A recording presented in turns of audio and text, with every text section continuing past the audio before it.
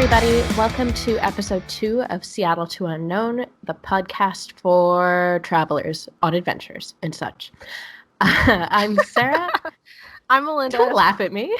Nope, I will always laugh at you. Fair enough. I'll always laugh at you too. I mean it in the nicest way possible. Sometimes. Anyway, so today we want to talk about a topic that kind of perennially haunts travelers, and that is how to pick a bag. Melinda and I are both members of a bunch of different travel forums, and so we see a lot of the same questions pop up over and over and over again. And one of them is, hey, what bag should I take? And partially the answer is, we can't tell you. Like, everybody is completely different. As much as I would love to tell everybody what to do, you are a tiny dictator. In like the nicest way possible. I blame work. But just because what bag works for me won't necessarily work for you and vice versa, it doesn't mean that there aren't some pretty general things, like concepts that you can use to help pick out your own bag. But before we go further, we forgot to do this in our first episode, I do believe, but we wanted to do in-flight cocktails for each podcast. So something you could have on the plane to make the ride a little bit less miserable if it's like hours and hours and hours. Yeah, so exactly. This week, I have coffee because it's still morning for me. Yeah, but because we're in 2 different time zones, any cocktail that I might be drinking would be, for Melinda, day drinking. It's not even like day drinking. It's still morning. It's still AM. So it's just morning drinking. Don't judge. Yeah. I'm doing it for you. So I walked into the grocery store with the purpose of getting something that you could get off of a cocktail cart on a flight and mix it, and you'd have something good to drink. And then I passed by the produce section, and I saw that my grocery store had started selling coconut. But they're not just regular coconuts.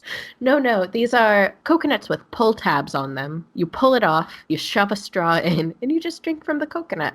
But it's like one of the telescopic ones, and it's a bendy straw too. So this is no ordinary straw. No, and it even comes with a little stand that you can put the coconut on while you drink from it. And admittedly, you probably can't get this from a drink trolley, but I saw it. That'd be so badass if you could, though. I'm sure there's super, super fancy high-end first class sections, the kind with a bar where you could get one if you were Jeff Bezos. But for all those normies out there. Yeah, well, I saw it at the grocery store, and I went, I can't leave it at the store. It's like when you go to an animal shelter and you see a really sad-looking dog, and you're like, I can't leave it here. I can't abandon it. So I came home with a coconut. I can't say I've ever had a drink from a coconut before, but I'm doing it now, and it's delightful. Should have added rum to it. The hole in it is too small. It's just literally the pull tab pulls out a tiny chunk of the shell of the coconut. Is it shell or hull? Either way, just a tiny little hole big enough to put a straw in.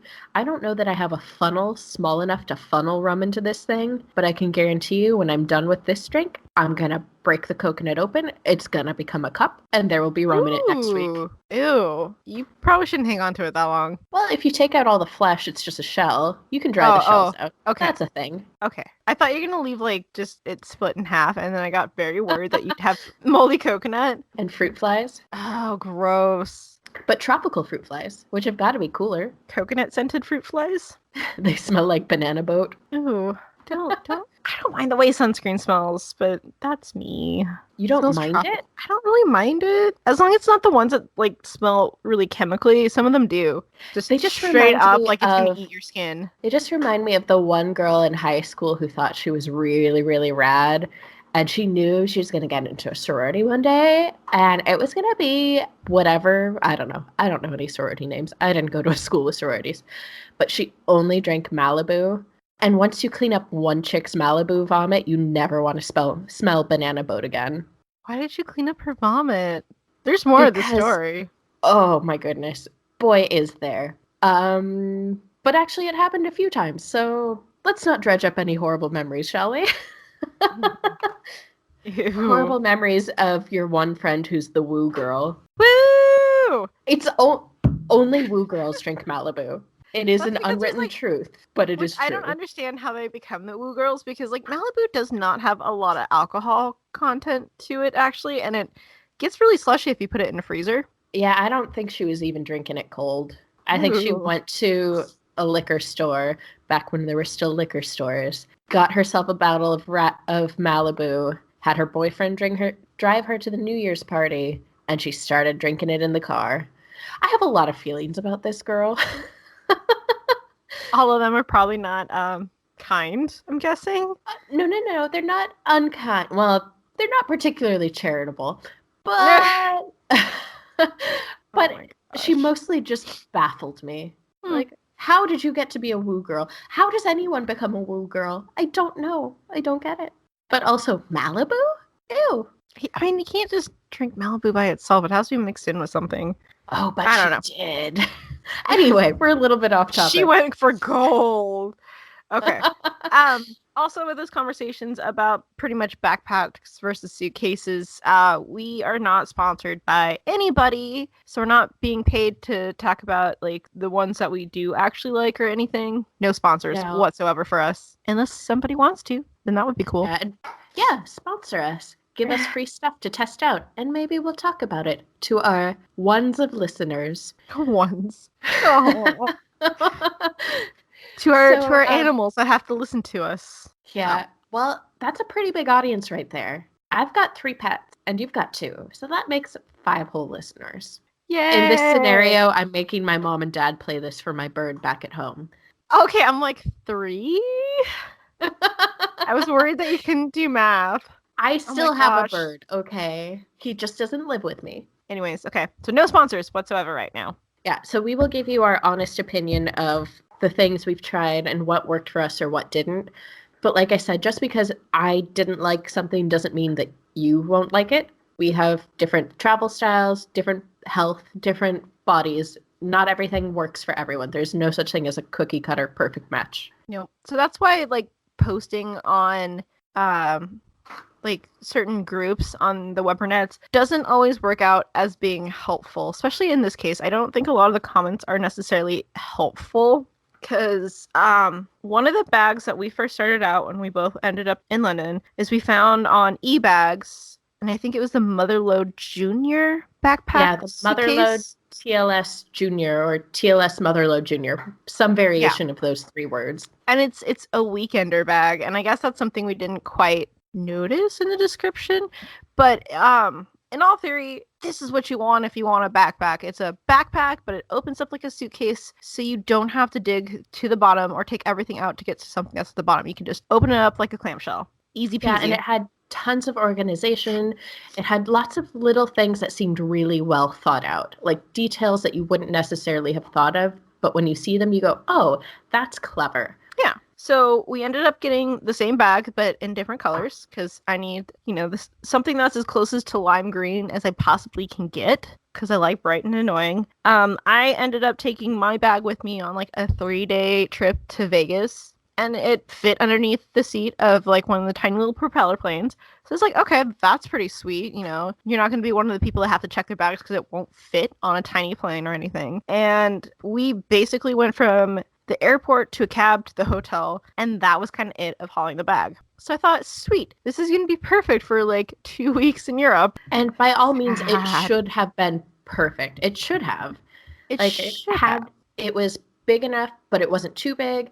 It had lots of pockets. Like, it seemed perfect. But the organization on it is pretty awesome. I'm not gonna lie. Yeah, I was really excited because it has what they call a forehead pocket, that in the back top of the bag, there's this kind of pocket that if you need it, it can be kind of deep, but if you don't need it, it kind of pops back up into itself and doesn't take up any space in the bag itself, which was advertised as being really good for putting your liquids in, because it's something you can reach into, get your baggie out, and throw it on the conveyor belt without like mussing and fussing through the rest of your bag and unfolding a bunch of shit just to get the one tiny bag.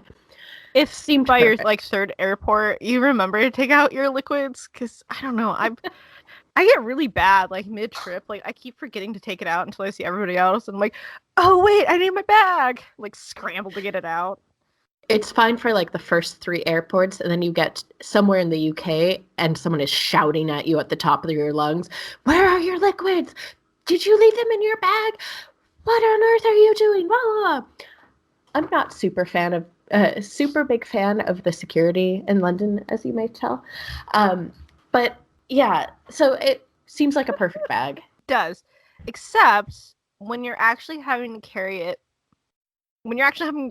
I mean, it's fine for like quick go-betweens of transport and leaving it somewhere, but when you actually kind of have to walk a little bit with it, you realize that these straps are not meant for it. They're No, very basic backpack straps with not a lot of support. There's nothing to help distribute the weight of the whole rest of the bag. Everything's literally hanging on your shoulders. yeah, these straps are thin. There's no like load support, so you can't tighten them at all to lift the bag up on your back. So it's hanging like a rock off of you. And it's already inherently a pretty heavy bag for what is essentially fabric. Like there's nothing firm in it. There's nothing hard. It's not No. I feel like there's it a shouldn't little be bit of that heavy. structure to the main compartment, but it's not anything to brag about. I don't know. You know what I mean? Yeah. It keeps the shape, but it's not gonna like you could probably bend it. Yeah, it has form, but it's flexible. Yeah. It's just basically they're asking you to carry 40 liters on your back with what amounts to nothing more than JanSport straps. Yeah. So that was a hard life lesson of like, oh, my shoulders aren't supposed to feel like this. Yeah, yeah. Oh God, it was just awful. It was bad. It's a hard Yeah, lesson. this bag, even though it's just fabric and foam, essentially, just by itself weighs 3 pounds, which doesn't sound like a lot, but when you're on flights where you only have like a 15-pound limit, which happens occasionally, Or like that's 10. too much weight. Yeah, it's too much. So Because we all know there's those budget airlines that, you know, if it looks like it's heavy or if it's too big, you're paying out the nose to check that bag. And you're like, it's just a backpack. Is it going to survive being checked versus all the big suitcases and whatnot? That's always like yeah, my fear is if it gets checked, everything in it that could possibly break would be broken. yeah, exactly. It would be, so this is where I think some of the bag decision making fell apart for us, is that it's a bag that is more designed for business weekends. travelers. Yeah, well, weekends, It's but business like literally the travelers name. or people traveling by car.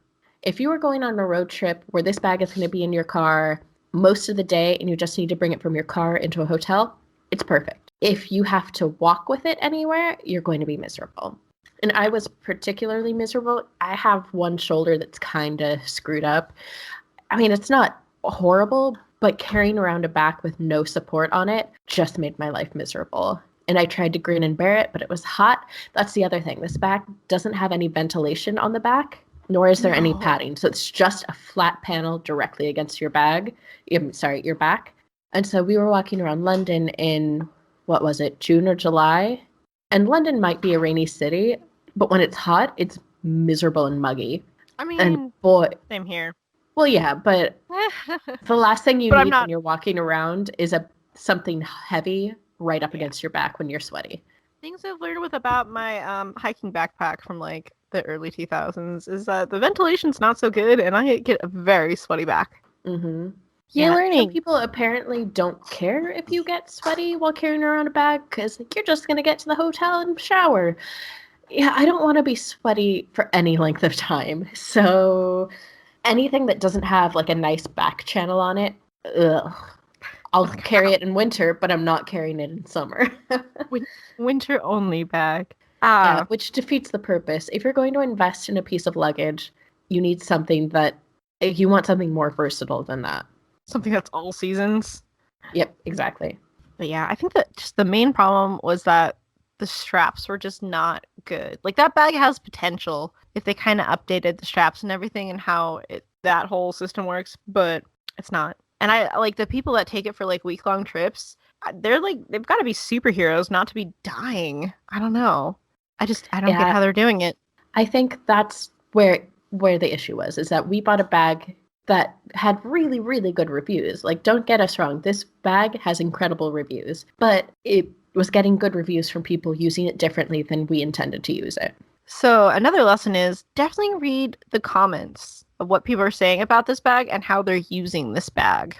That's something really important because after that trip, before the next one, we realized that we need to figure out there's got to be a better way. Like, I can't do this with this bag, which is still in a closet somewhere, I believe. I have not gotten rid of this bag, and it's been like 3 years, 2 years? Like 3 years now. Oh, more than 3 years. But anyway, so I was actually, Belinda and I were discussing this bag recently, and the very next day, my mom sent me a text message saying, "Hey, I was just going through the attic, and I found this amazing bag. It says e-bags on it, and it's just this really pretty color. And should I ship it to you? I think you might be able to use it." And I wrote back, "No, burn it." She apparently did not take me at my word and burn the bag. She's trying to rehome it with someone else who might use it. Oh. But she keeps telling me, "I don't understand how you could hate this bag. It's just gorgeous." It is, but the straps It's are not functional. like, I would like to not need a shoulder replaced after every vacation. God, That's a no. personal preference. Maybe you like shoulder replacements. I kind of like the shoulders I have. Maybe you're just a lot tougher than we are, and this bag works for you. Don't discount it. Check it out, because it's one of the really popular bags that everybody talks about. And usually, the funny thing is after this trip, I started doing research for another pack because I like the backpack. I don't like the idea of dragging something. I never really have. So I ended up doing a whole lot of research, and I ended up with the Osprey Farpoint 40-liter bag. Again, not sponsored. I got that one because the reviews were really good. It had real straps and suspension, and it, like, everybody's talking about, like, I've taken this on long trips. I was able to use this on the budget airlines that have very strict dimensions, and absolutely loved it, all that good stuff, because that was one of my worries was, can I take this on the same airlines that are really strict about their size and dimensions? Mm-hmm. Because again, I don't want to check a backpack because I don't think it'll survive the battle versus like the human-sized suitcase full of stuff. Yep. Plus, if you bring a backpack with you, you're less likely to have your bag taken from you because I think airlines inherently know if we screw this bag up, we're going to hear about it. So let's take something a little bit more solid. Yeah, I'd be so sad if they ripped it, especially if it's like the beginning or the middle of the trip where you can't, like, you gotta like haul around this poor thing. It's lifeless and cut. Yeah, that's the one thing about backpacks is whether you get a backpack or a hard case, they both have one fatal flaw. If a suitcase loses a wheel, you're going to be miserable. If a bag is checked and a strap rips, oh boy, are you in trouble. Yeah. And that's not completely unheard of on either side. Probably more so on a suitcase losing a wheel than a backpack losing a strap. Let me tell you about suitcase losing a wheel. Oh, we've already talked about suitcases losing a wheel. So sad and so angry. Yeah, well, a suitcase losing a wheel is not half as bad as a dog crate losing a wheel, let me tell you. You know, I believe that. That's going to be a little bit trickier. I wanted to cry when that happened, and I'm stuck. I'm at the end of my own street, and I'm just trying to get my dog inside, and I can't get the crate back because I've got a dog in one arm and a crate that I can't pull behind me in the other. Crates. They need sturdier wheels. But anyway, suitcases. Yeah, I continued on with the backpack. I got my Osprey. Freaking love it. We've gone on multiple adventures together. This backpack and I. One thing It's amazing about the Osprey, if you were to ask 10 people who travel with backpacks what their preferred bag is, I'd venture to say at least 8, if not 9 of them would say an Osprey bag, whether it be the Farpoint, the Fairview, or the Porter. Yeah, I agree. You see a lot of them. Like, once you have one, you see them everywhere. And you're like, everywhere. Yeah, buddies! I also considered getting either the Porter or the Fairview. But after that trip, and I was so miserable, like I took so many pain relievers for my shoulder that I just knew I have the option to reinvest in another bag that will possibly cause me similar pain just because I'm words are hard today. Wow. I have a predisposition for shoulder pain. Or I could get something else. So I wound up getting something else. But doing similar research, I also found that those are kind of the 3 bags that everybody loves universally. The one thing that comes up a lot is that people want to ask, how big of an Osprey bag can I get? Can I get the 50 liter? Can I get the 70 liter? I mean, you can. Yeah, and there will always be people. There's always people in the comments saying, well, I took the 70-liter as a carry-on and I got away with it. And the key thing there is I got away with it.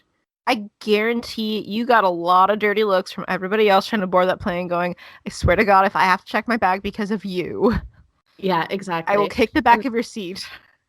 And just because you got away with it one time doesn't mean that the airline, one, has to let you take it as a carry-on, or two, that you won't get called out for it next time.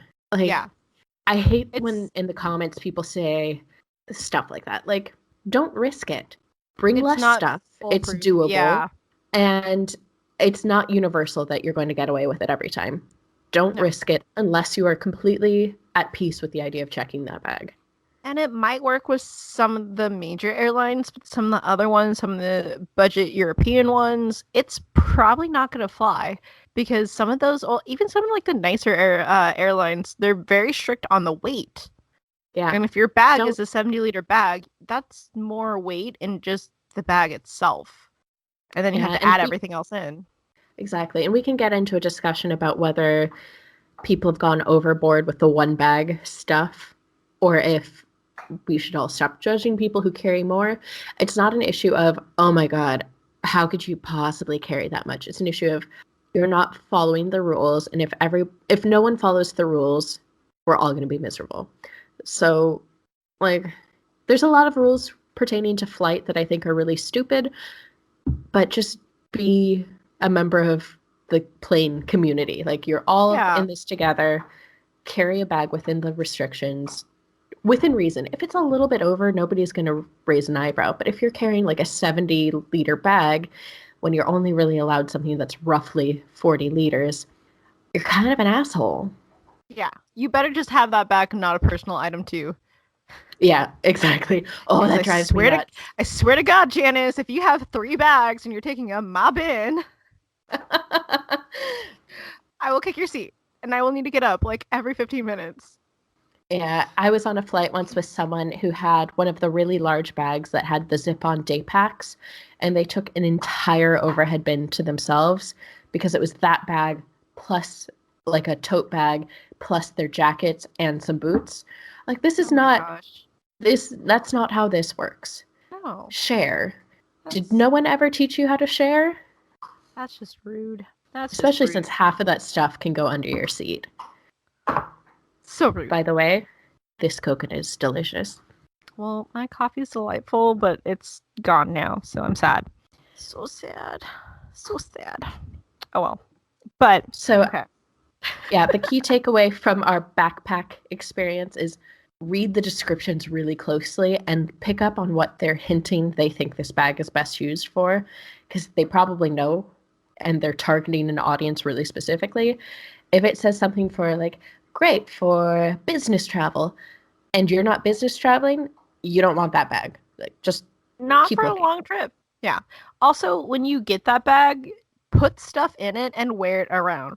Go for a walk in your neighborhood, walk around your house for like 30 minutes, just to kind of get an idea of how the weight is going to feel. Because it's one thing to wear the backpack when there's nothing in it, and it's another thing is when you have it packed. Are you going to tip over?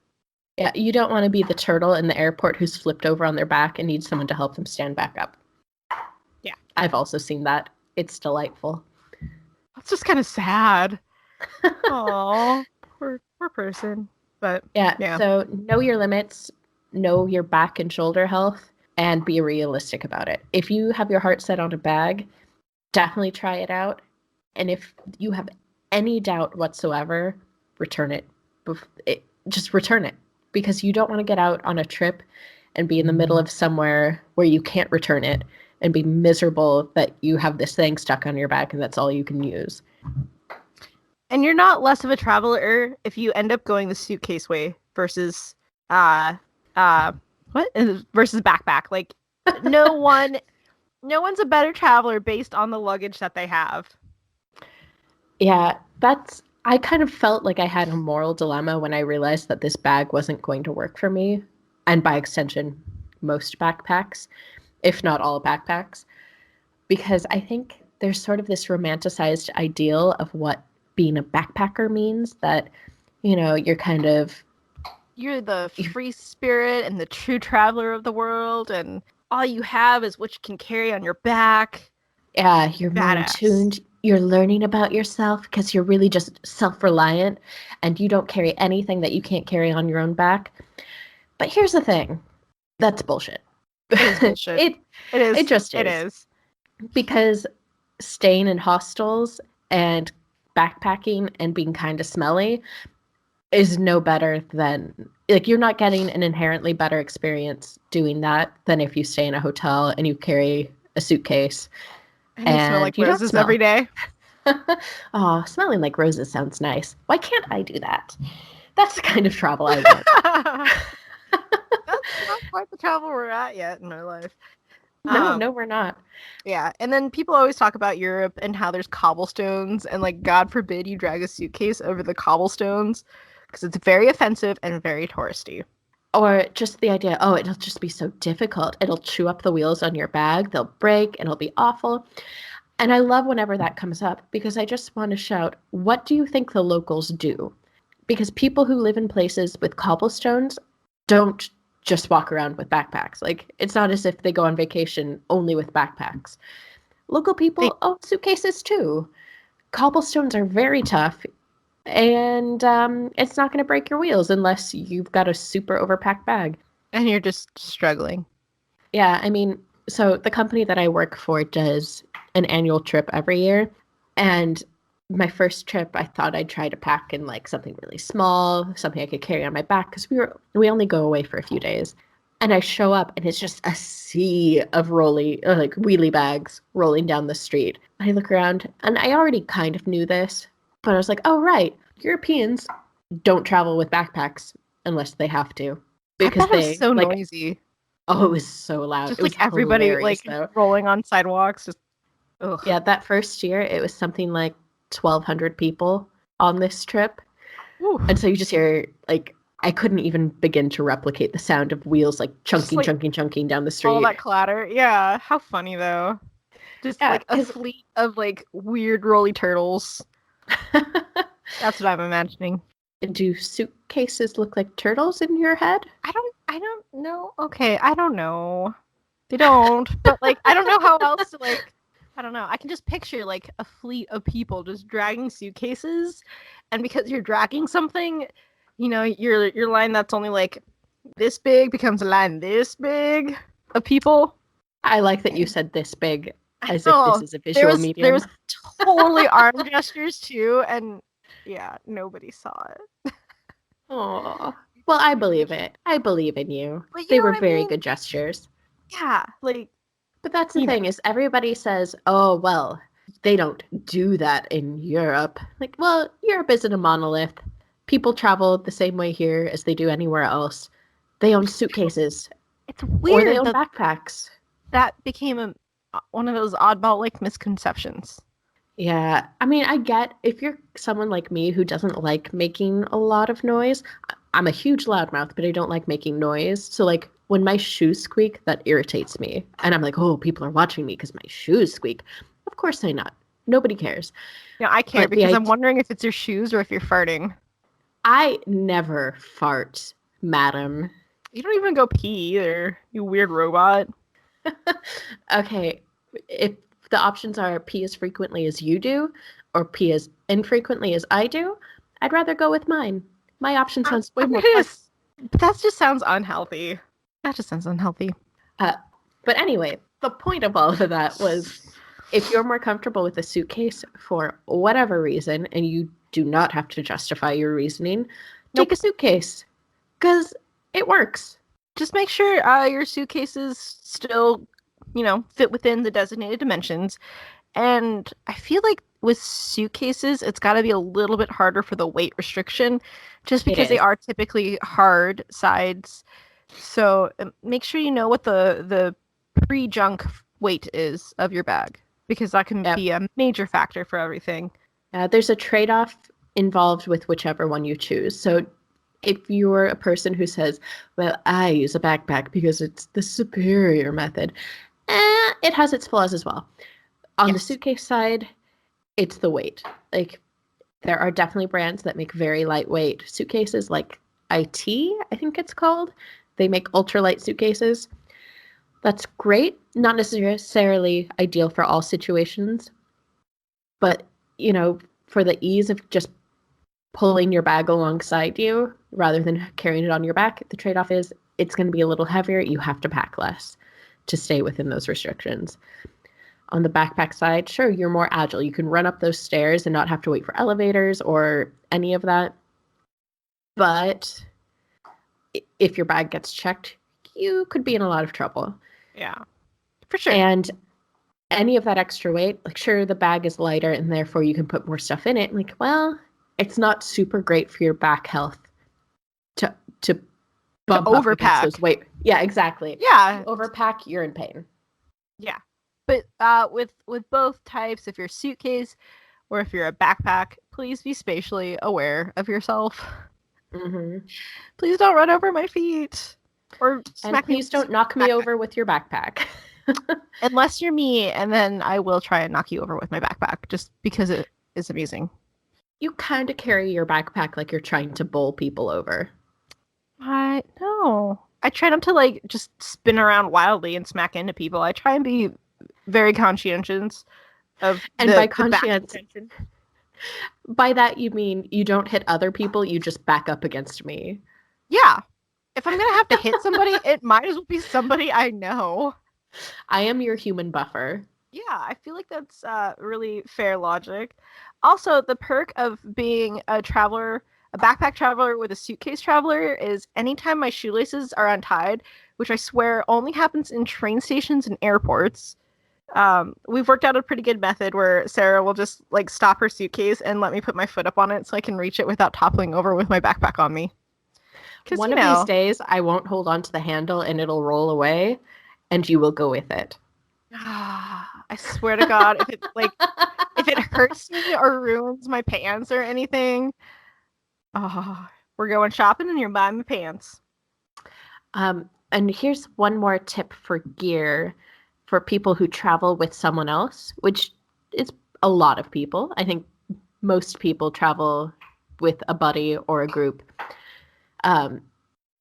Travel and packing, it's every man for themselves. So if your bag is too stuffed, don't expect your travel people to make up for it by putting stuff in their bag. Or carry it because your bag is too heavy. Yeah, exactly. I have no sympathy for people with heavy bags that they chose to bring. Oh my gosh.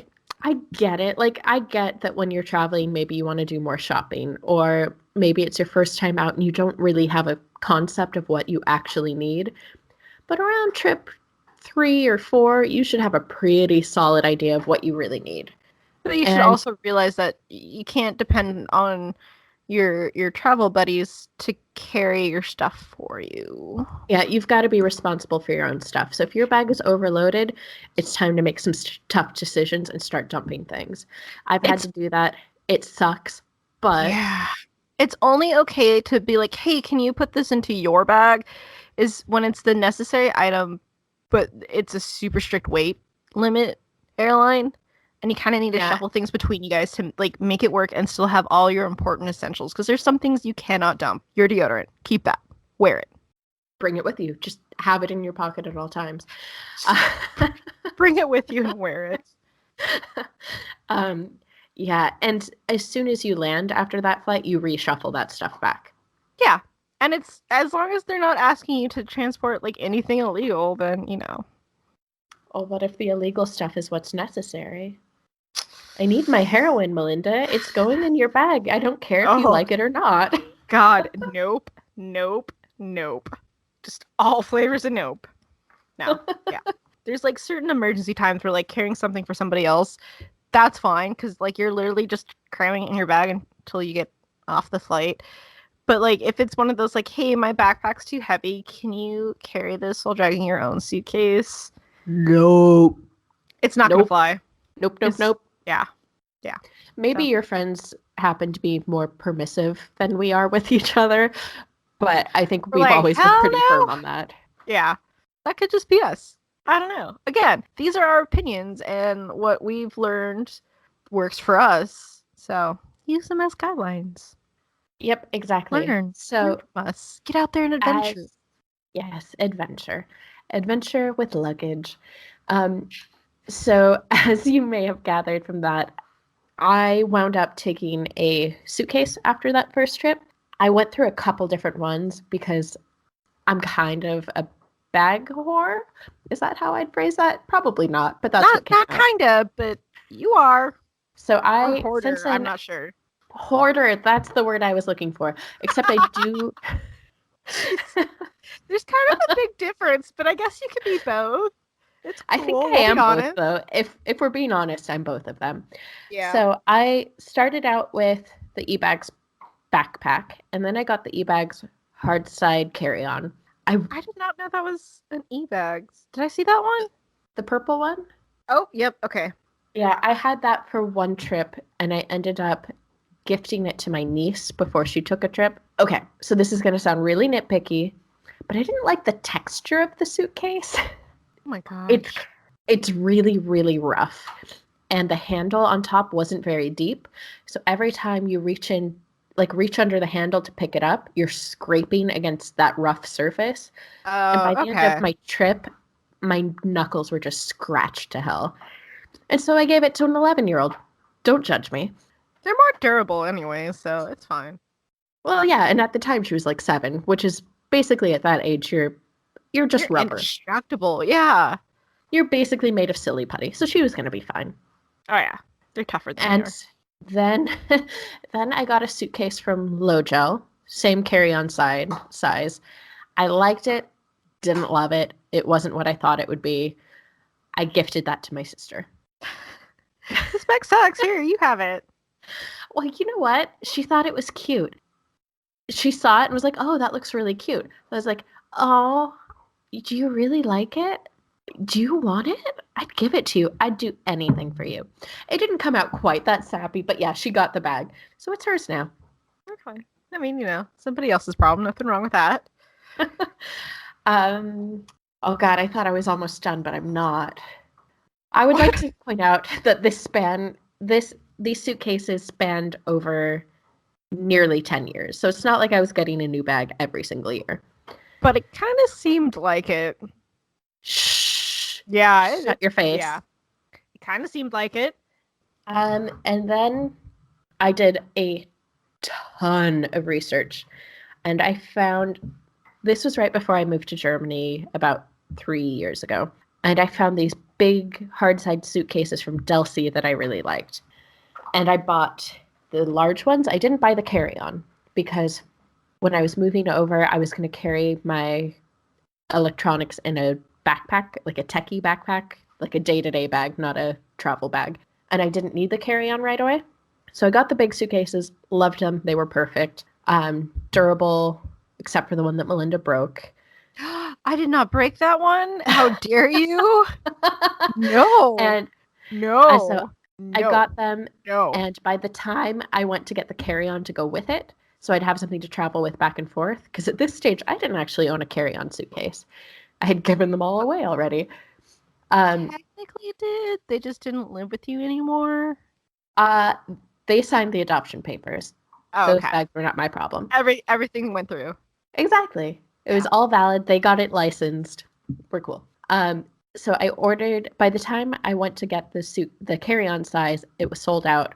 So I bought it on eBay and had it shipped to my sister's house, and I picked it up at Christmas. There were 2 problems there. Only The 2. bag well, okay. One of them resolved really quickly. The first one was that the passcode on the TSA lock had been set, and the seller didn't tell me what the passcode was, so I couldn't open the bag. Well, where's the fun in telling you the passcode? So I sat down on the floor of my sister's dining room and ran through all of the possible combinations starting with 000, and thank God it was only 3 digits. Because I sat there oh my gosh. and tried every single number, and the passcode was 911. Oh. Which means I tried 912 possible combinations, not including all the ones where I go, "Oh, did I try that yet?" and went back. And yeah, so God, that's awful. out of the 1,000 possibilities, I tried $912. Oh, But it opened. The unfortunate thing is when it opened, I realized I did not like this bag at all.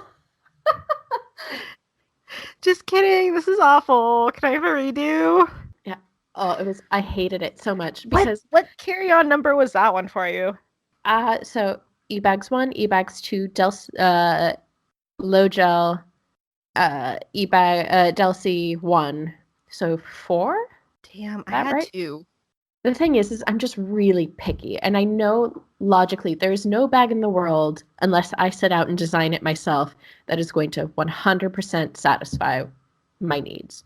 At least you're realistic about how that's working. But I needed something closer than what any of those bags did for me. So the problem with the Delcy case is that it was hard side, clamshell, but there's no exterior anything. Like when you get to TSA and they shout at you, pull out your liquids, if you have to open your entire case, root around in it, and pull out the bag, you're already pissing off everyone behind you. Yeah. Oh, some of those people have zero patience for anything. And it's just like, how do you function in the world if you can't just chill? Just chill. Yeah, my thought was potentially someday I will need to travel with this suitcase and a laptop. And if you pass through an airport where you need to take out your laptop, or if you're flying with an airline where you don't have pre-check, which I frequently have to do because I only get pre-check with a handful of airlines. Yeah. I mean, you only can. It's not specific to me. You just can't get pre-check with every airline. Yeah. But I'm going to have to open this sucker up and pull out my suitcase. Pull out my laptop, and everything you have inside is exposed. And whether you use packing cubes or not, there's always something loose in there. And it's just my idea of a nightmare. I don't like taking up a lot of space. Figuratively. So if you fling like the rogue underwear that didn't make it into a packing cube like onto the floor, are you gonna try and go for it, or like are you just be like, it lives here now, it's dead to me, and move on? It lives here now. That wasn't mine. I don't know what you're talking about. I'm pretty sure that was Susan behind me, and she flung that, not me. Don't ask me how, but I'm pretty sure it's her. Oh my gosh! Speaking of else. Like accidentally outing yourself, like throwing your underwear somewhere, or like I've heard horror stories about girls opening their suitcases and there's a vibrator in there, which hilarious. Glad that will never be me.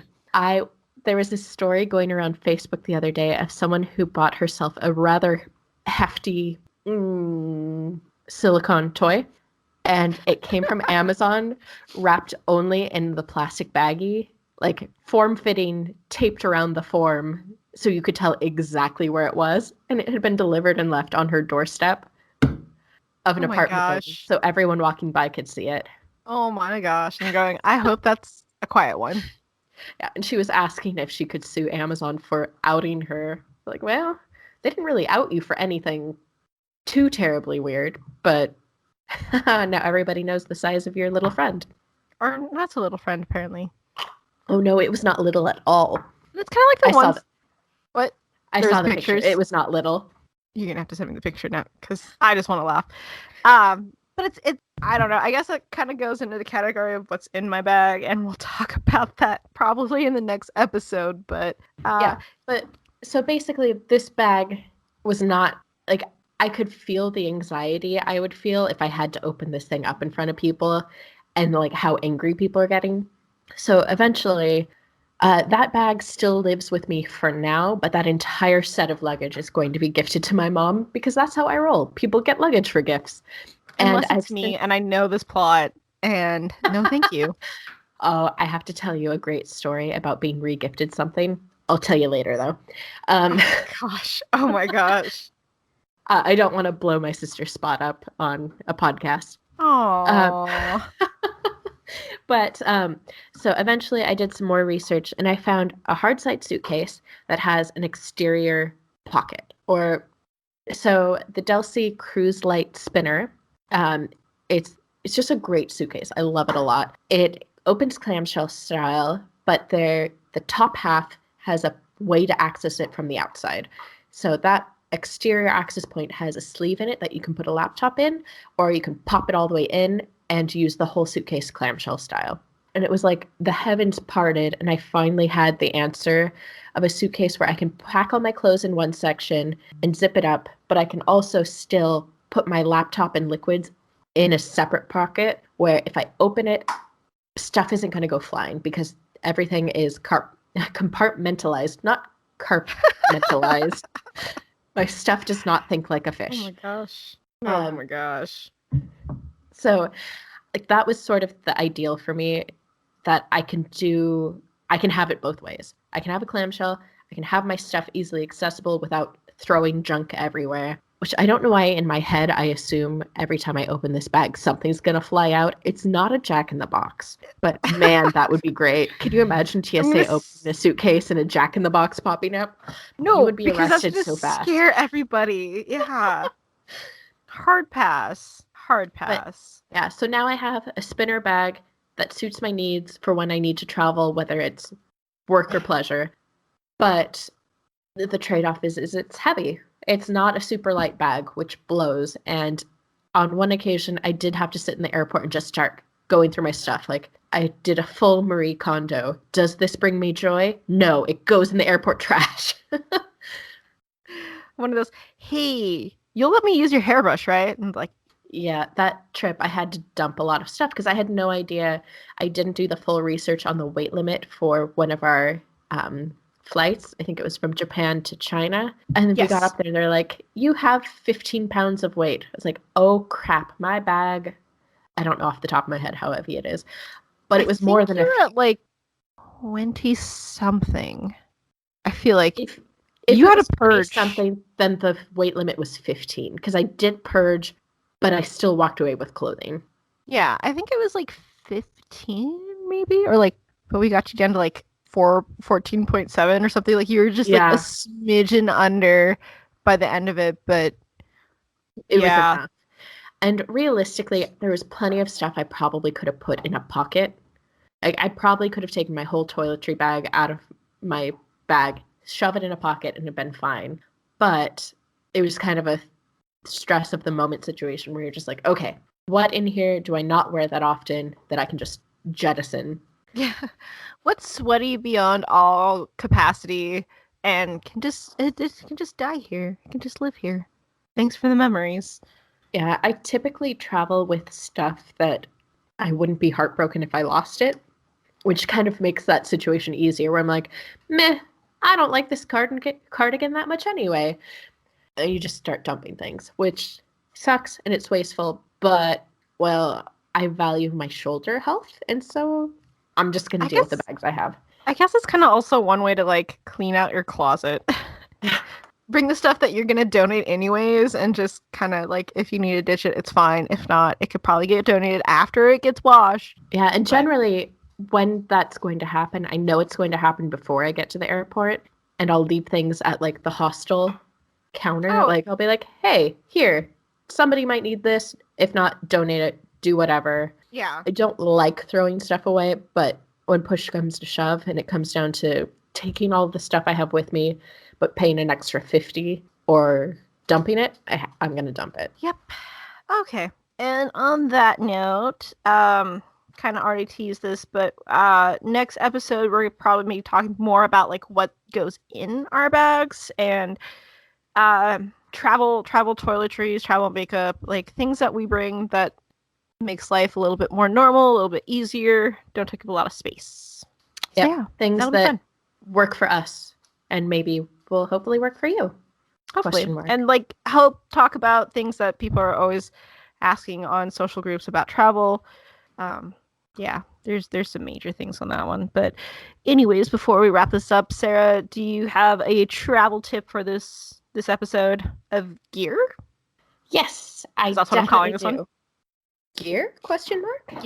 Gear? Yes. So my tip is that you should bring a reusable shopping bag with you. And that seems pretty self-explanatory, but it's one of those things where I know I should do it. It's always on my packing list. And then like once every third trip I forget it and I just want to kick myself for it. Which you do a lot better with this than I do. I just forget it. Yeah, well, I have a specific reusable shopping bag that lives in my purse at all times. It's by a brand called Flip and Tumble. And again, we're not sponsored by them. This is just a brand that I have loved for years. many, many years ago when I was a lowly assistant to, I don't know how to describe her in a charitable way, someone who needed a lot of assistance shopping online, which had nothing to do with our job. She wanted she wanted a reusable shopping bag. Walking her poodle had nothing to do with her job either, but I did it anyway. So I helped her I find believe that goes reusable. underneath the other duties as assigned. That's a That was not loophole, on the job Moose. listing. They don't have other duties as assigned? No, because I wrote the job postings and I didn't include that. Ah, I you're was doing very it clever. wrong. That's the best loophole. Anyways. So this brand. Oh, hello, Moose. Sorry, my dog just walked up and goosed me. Um, it's called Flip and Tumble. They have a bag called the 24/7 bag. It's a nylon bag that's in a bright color with like a gray or a black strap, and the strap has like a nice felt padding on it. And what makes this the bag that I love the most, because I own tons and tons of reusable shopping bags, is that inside the bag, on one side, there's a little spandex pouch, and you just kind of roll the bag into it like a popple. And Yes. 80s references. And there's no need to fuss about making sure it's folded the right way. And you never lose the bag because it's sewn into it. That's the big struggle I have is I'll get other bags. I'll be at the store and realize, crap, I don't have my bag. Just buy one. It's 99 cents. It's not going to kill me. But that little pouch is either really, really small and nearly impossible to get the bag back into it, or it's not attached, so you lose it. And then you don't want to bring this bag around with you because you don't have the pouch anymore. And it just kind of gets wadded up in your bag. Hate that. I love Flip and Tumble because it rolls up into a little thingy. It doesn't take up a whole lot of space. I think they say it's roughly the size of a peach, which I don't. And you can wash them, right? Yeah, they are washable. I bought my first one for myself in 2008 or 9. No, it had to be 2009. And I still have that bag. I recently got another one because it is, when you carry groceries in it consistently for 10 years, it's bound to wear thin a little bit. So I got a new one to carry heavy stuff because it would be more new and robust. I just love these bags. I gift them to people a lot because they're super handy, but because they're so small, yep, I gave one to you. And I think like 4 or 5 other people now. I thought it was special. Well, you got yours first. So Woo! But it's a women's run company in California. They do good stuff. I enjoy supporting them because they just make good products. It's good stuff. So any way that you could use a grocery bag while you're home, you can use it on travel, but you can also use it as a laundry bag. You can use it to stuff stuff in it and make yourself a pillow. I mean, there's 100 different things you can use the bags for. And nobody wants to be the jerk who goes to a store expecting there be a bag and have there not be one. And now you have to carry all your crap home. So and now you just look stupid. Yeah, exactly. You're going to drop stuff. Just bring a bag. It's Just useful. You can also put your dirty shoes in it on your way home to keep your stuff clean. I mean, cleaner. It's probably all sweaty, but you don't necessarily want dirt on your stuff. Why add more when you already did? Exactly. Bring a bag. It is smart. And if you don't know what kind of bag you need, look at Flip and Tumble because they're awesome. They are awesome. I guess just kidding. More quick thing. They also sell really nice travel bags. So like if you need a day bag that doesn't take up any space, they make one that rolls completely flat into a little thing like the size of a pencil pouch. And it's perfect for travel because who wants to carry around bulky stuff? Get little stuff. Make life a little bit easier. Okay. Yep. I guess my travel tip, if you're done, can I go now? I'm done. Okay. My travel tip is when you get home, just take the contents of your bag, dump your clothes into the washer. Don't wait. Don't let it get smellier sitting in your bag. Just dump it all in and start that load of laundry. Just do it now. All the other stuff can be unpacked later. Just get the clothes, get it going in the wash. Yeah. Just do it now. Don't wait. Do it now. Or if you're like me and you don't have very much clothing, that's your motivator right there because you could go naked to work the next day. You're like, I literally don't have pants to work for work. Yeah. But yeah, just do it. Just put it all in the washing machine, get it started. You'll thank yourself later because then you don't. That's one less thing to have to unpack if you just kind of dump it all in together. Hopefully you can, or like a couple loads, but just start it. Take it out of your bag when you get home. Don't even like do anything else. Just get in the house, take it to the washing machine, get it going. You'll feel a lot better. One less thing to do. Yep. But yeah, I think that's everything for today. Yep, I agree. Yeah. So just always remember that it's an adventure and that there's no one right way to travel. Yep. So don't ever let anybody tell you otherwise. You can have your backpack or your suitcase and you're still a legitimate traveler. Oh, I just thought of one more thing. Just Oh my gosh. PSA. Just a PSA in general for people who talk about travel or are in travel forums. This is a little bit of wisdom taken from Judge John Hodgman. Helping other than in the way you are asked to help is not helping. So if someone says, I need advice about a suitcase, which one do you think is best? And you're the person in the comments or like the third of the people in the comments who say, well, have you tried a backpack? You're not helping. Yeah. Ooh, that's a good one. I like that. Don't be that person. If someone asks for something specific and your answer is my way is better, do this instead, you're not helping.